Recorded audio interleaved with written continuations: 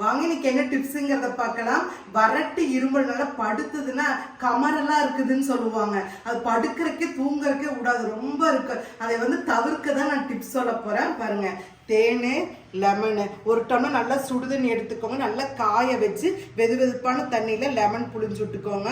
Lemon புழிஞ்சு விட்டுட்டு தேனும் ஊற்றிக்கோங்க. ஊற்றி நல்லா கலந்து விட்டுட்டு அந்த வெது வெதுப்பு சூட்டில் குடிச்சிங்கன்னு வச்சுக்கோங்க. குடிச்ச ஒரு 10 நிமிஷம் அந்த வறட்டு இருமல் பறந்து போயிடும். பெனிஃபிட் ஏறாலும் நீங்களும் பயன்படுத்தி பயனடைங்க.